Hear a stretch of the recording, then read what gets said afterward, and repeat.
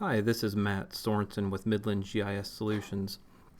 Today we're just going to focus on the new HTML5 WebGIS platform that we've been rolling out. And we're just going to be looking at a few of the tools under the navigation tab. Full extent, zoom in, zoom out, and pan. Pretty self-explanatory, but just to kind of walk you through these really quick. You can simply click on the zoom in button using your mouse selection button. You can click and then drag a window and it will zoom you into that location.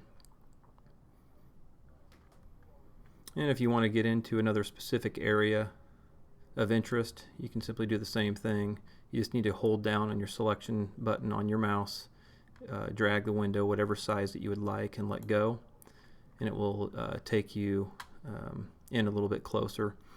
The zoom out pretty much works the same way, it just goes a different direction. So if I just drag a box like that, it'll zoom you out.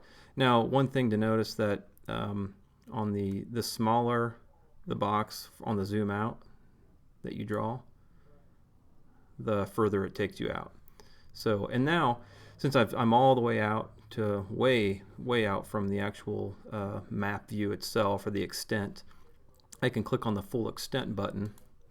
And basically that just takes us back to our home base where we started. The pan, well, let me zoom in just a little bit here to get in a little bit closer to an area. And the pan is basically just lets you kind of slide your map around. I click on that, I can just simply pan over whichever direction that I'm wanting to go. The nice thing though is if your mouse has a scroll wheel, which most of them do, but just by simply using the pan tool, you can pan, and then wherever your mouse cursor is on your screen, if you wanted to zoom into that location, just simply using your scroll wheel, it will take you in closer. So you don't necessarily always have to go to your zoom in, zoom out. You can just click pan around on your map like so. And then if I'm wanting to zoom in on this property right here, if I put my mouse cursor at that location, it'll actually take me in closer to that position on the map. And I guess we'll go ahead and cover the previous extent button.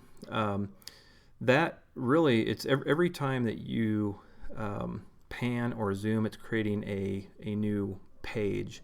So previous extent works just like if you're browsing the internet, you're wanting to go to the previous page that you were on, or previous pages.